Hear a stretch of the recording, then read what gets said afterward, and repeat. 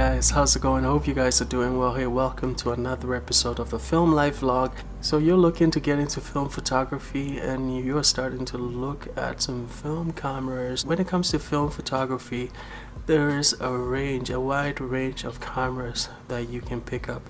It ranges from point and shoot cameras to SLRs to rangefinders to medium format cameras, TLRs, twin lens reflexes, even to large format cameras if you so desire. As somebody that is basically obsessed with film cameras, I collect a lot of cameras, and to this date I think I have about 120 cameras or more, and I have learned a lot along the way as to what to look out for, how to get the best deals, basically, so you end up with nice looking cameras. I showcased my collection recently, and if you took a look at my cameras as they looked in my cabinet, you might think that I always got them looking like that in that state, but you would be wrong, because a lot of the cameras actually, when they came, they were looking very dirty. I mean, really dingy. So the point is that my cameras oftentimes come in different states and I tend to clean them, but there are a few things that I do not compromise on, and I wanted to give you guys some of those tips just so that you'll be able to make the right decision, the best decisions, whether you're purchasing cameras in person or not. There are certain things that you have to look out for, and these are the 10 tips that I'm going to give you guys. The first tip is you should be willing to pay slightly more for a camera that is impeccable. Okay, a couple episodes back I showed you guys the unboxing of this beautiful camera here, and I'm gonna use this camera to highlight exactly what I'm talking about. When I saw this camera on eBay, this camera was going for about $330 US dollars. Now I had to make a choice between this camera, which was in pretty much mint condition, as you can see. I mean, look at the condition of this camera, right? Look at that. No issues with the lenses. Look at that.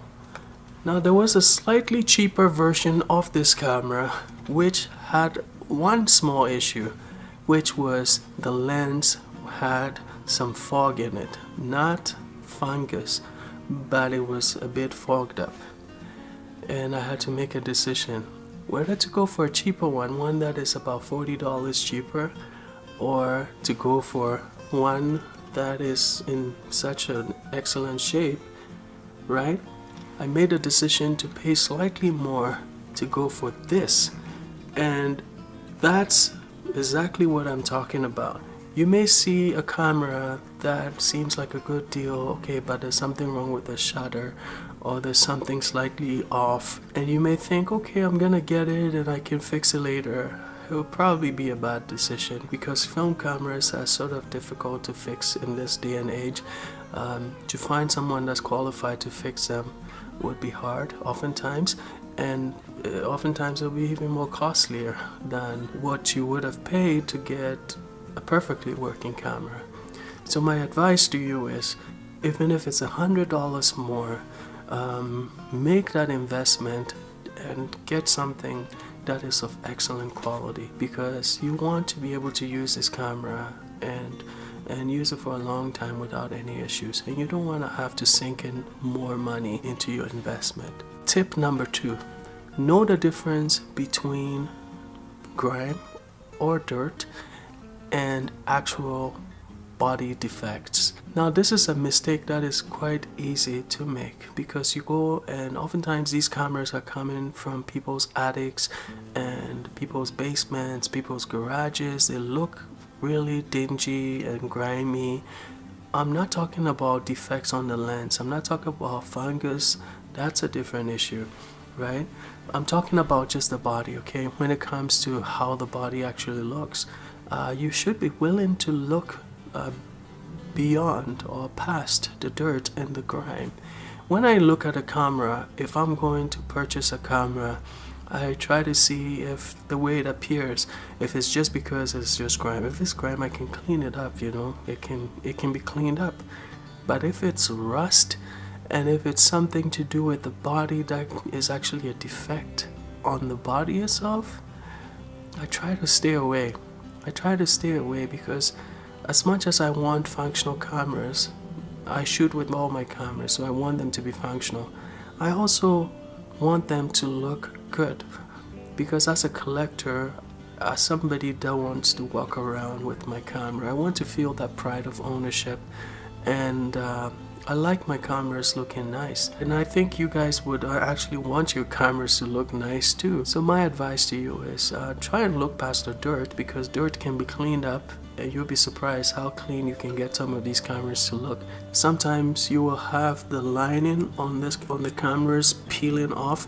Those ones are easy to fix because you can just glue them back in place.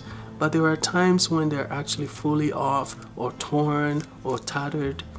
You have to make a decision at that point whether or not you want to purchase it. I bought a camera that had this part actually rubbing off, and I still purchased it because it was in relatively really good shape, so I still purchased it. So that's a choice you have to make. So look past the grime. When it comes to body defects, I mean, that's another issue, and I would stay clear really if there's any issues that actually impedes on the function of the camera. When it comes to film cameras, the shutter operation is absolutely crucial. I would recommend that you travel with some batteries, travel with some CR2s, some AA's, AAA batteries, 1, 2, 3 batteries, and just travel with your own set. When you go to a thrift store, test it out. Test out the cameras and see if they work. If the shutter fires, you're in good shape. But that's not all of it. Number 4, it's not just about the shutter. You should also open the back of the camera and check for the curtain.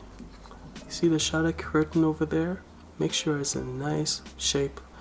If it's sort of parting ways, if it's sort of greasy, you may want to rethink your decision to purchase that camera.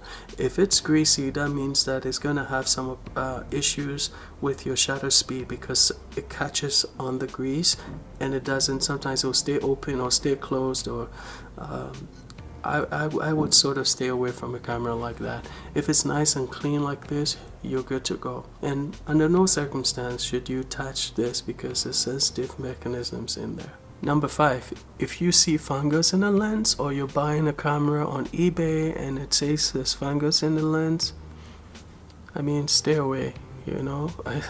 For me, I just stay away. It's not worth it because one thing that could happen is if you store that camera with other cameras, you could actually have that fungus transfer to the others in your collection, and I just stay away. It actually would affect the operation of the camera in terms of your image quality. If you see a camera that is a good deal, but they say, oh, well, there's a little bit of fungus in the lens, tough luck, I just stay away. And that's because when it comes to optics, I just don't have the expertise, nor the patience, nor the time to take apart a lens and try and clean out the fungus and try and put it back together.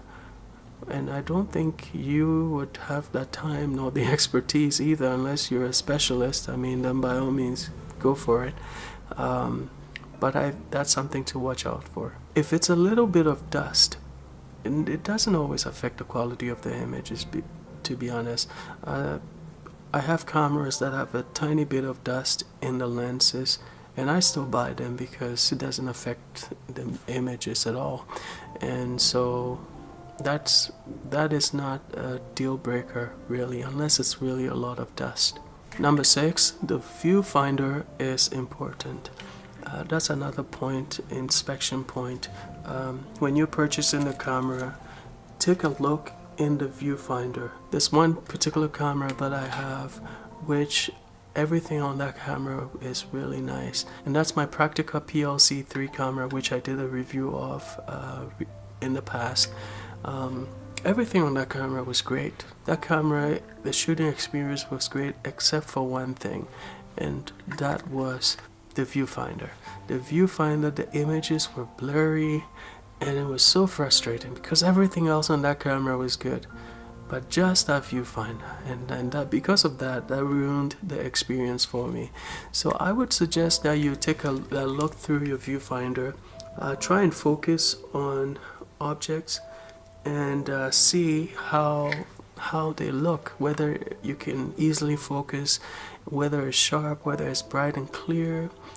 Those are things that you should look out for.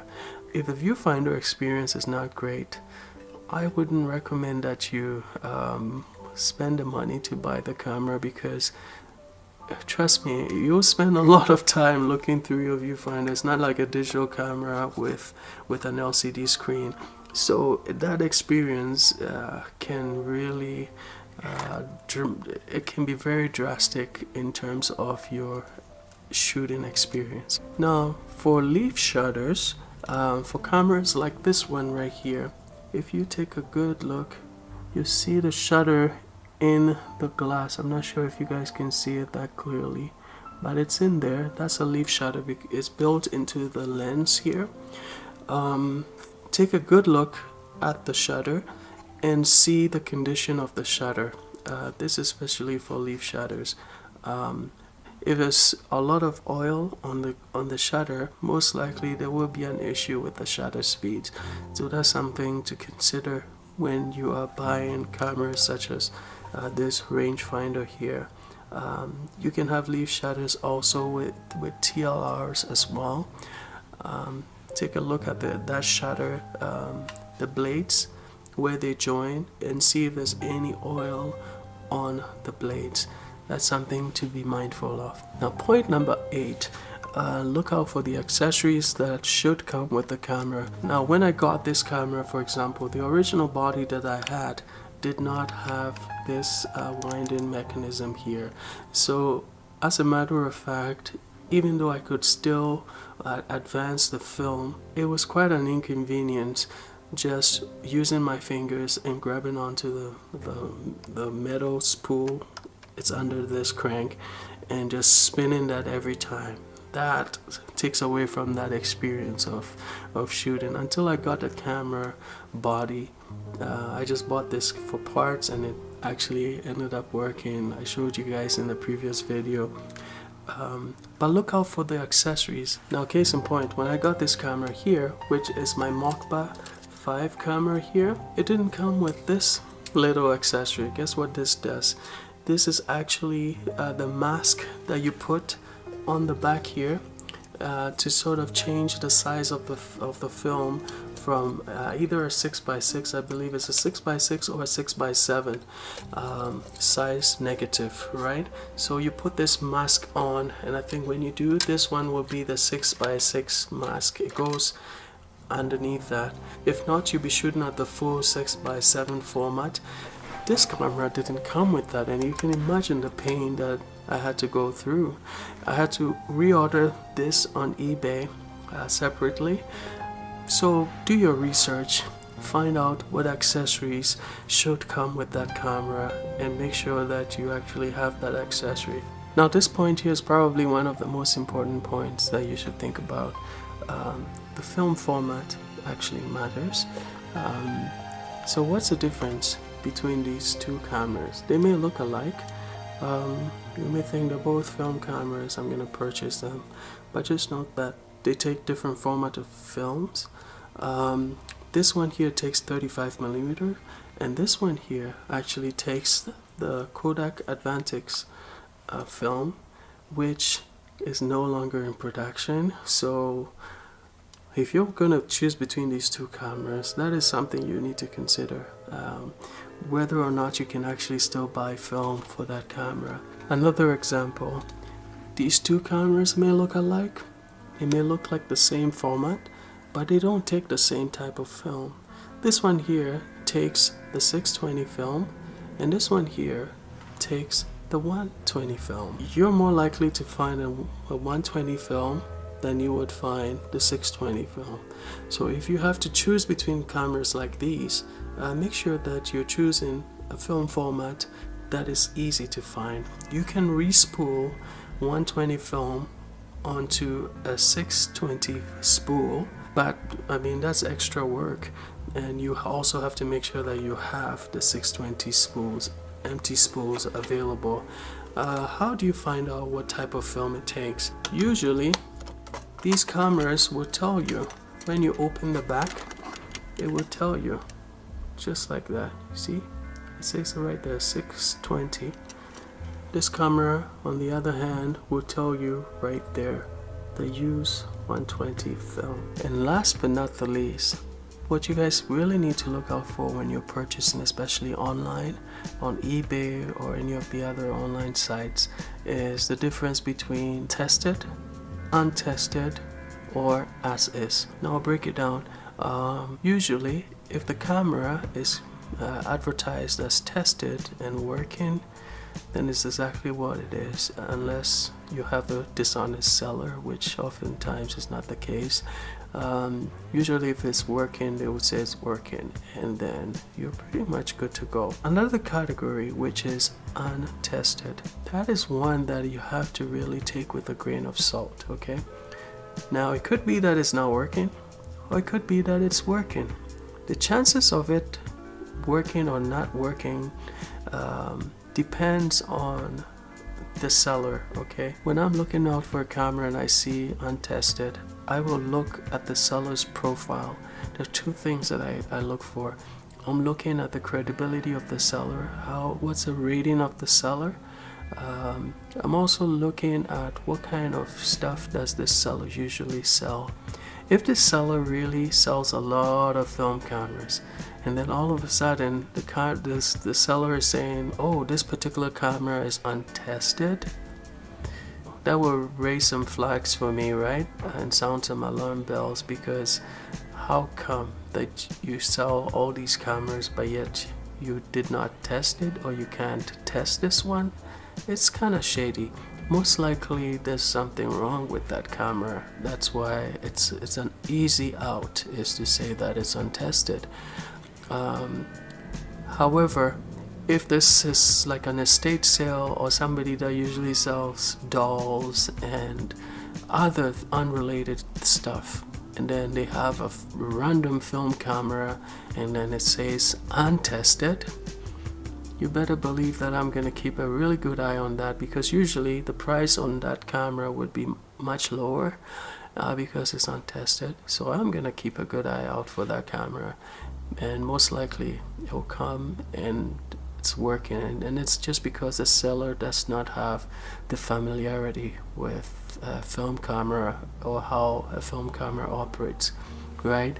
The third category is as is, and this category really refers to it's been tested and there's a known issue, right? Usually that's what it is, as is, or for parts. There's a known issue and you buy it at your own peril, basically. I have bought a 4 parts camera that actually worked because the seller somehow did not put the right battery in and thought it wasn't working, but it actually worked. So that was kind of interesting, but don't count on it, right? Usually if it's as is, there's something wrong with the camera. So read the details, make sure you read the fine print, you know exactly what you're getting, and make a decision accordingly, right? So guys, these are the tips that I wanted to share with you. These are the top 10 tips that I have picked up along the way in my own quest to purchase cameras for my collection, and I hope that these tips would be useful to you guys as well. If you have enjoyed this video, please do click the like button. If you have not already subscribed to my channel, it would be great if you would subscribe to this channel. And also, I just want to encourage you guys out there, if you want to support this channel and become a sponsor. As you guys know, I don't get any funds from YouTube, because small channels like mine, we don't qualify for ad revenues. But if you do want to become a sponsor, you can click on the link in the description of this video. Go to my Patreon page. Any amount is welcome, really. You can contribute as little as $1 a month. That would go a long way. It's been wonderful sharing these experiences with you. Until the next time, stay safe.